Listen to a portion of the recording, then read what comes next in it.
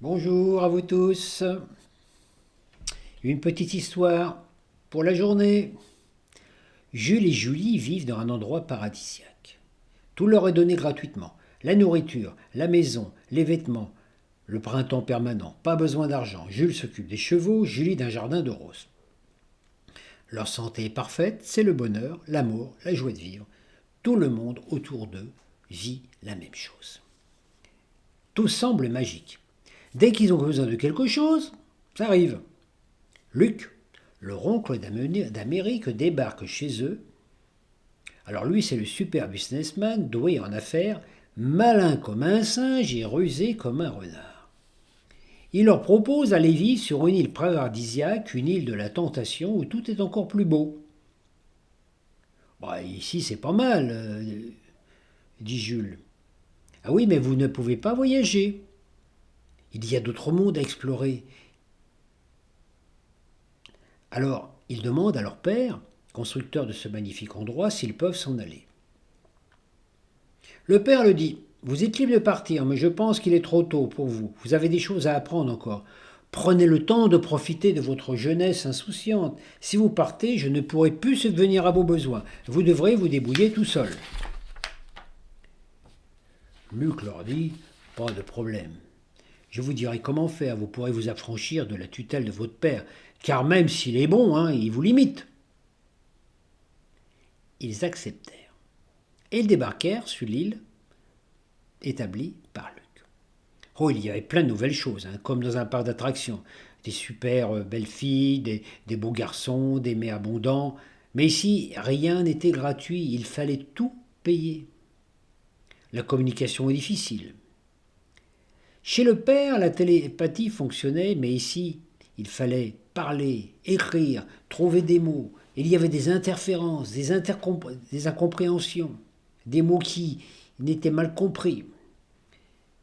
Et pour vivre, il fallait travailler dans des bureaux, des commerces, des usines qui appartenaient à l'oncle.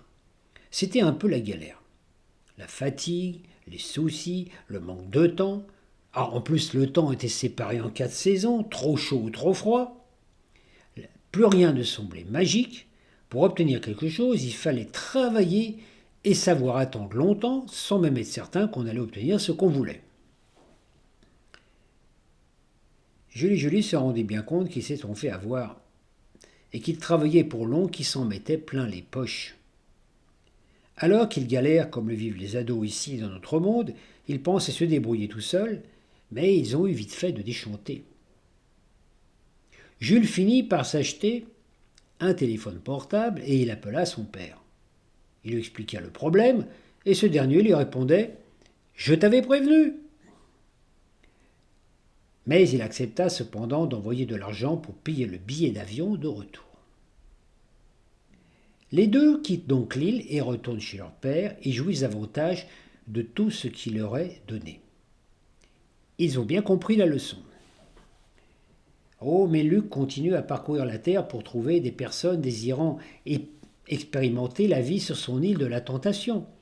Mais seuls ceux qui n'ont pas compris cette histoire accepteront de vivre cette aventure, ressemble fort à un épisode de koh qui enrichit le producteur de cette émission, qui n'est autre que Luc, celui qui vend la technologie et la lumière à prix d'or. Quand quelqu'un vous offre une super voiture qui fonctionne à l'énergie solaire, il n'est guère utile d'aller voir sous le capot pour tenter de modifier le moteur en espérant améliorer les performances. Si vous prenez l'idée de faire cela, alors vous serez garagiste et vous passerez votre vie à réparer les moteurs de ceux qui ont soulevé le capot. Si vous ne me croyez pas, demandez à Adam et Ève, qui, désireux d'expérimenter la vie, comme des ados persuadés de savoir, ont croqué la pomme, qui leur a fait perdre connaissance. Ils sont tombés dans les pommes et depuis ce jour, ils en récoltent les pépins. Nous en sommes les dignes héritiers. Et tant que nous voulons modifier des choses qui marchent bien, naturellement, il nous faudra digérer les pépins. Je vous souhaite une bonne journée.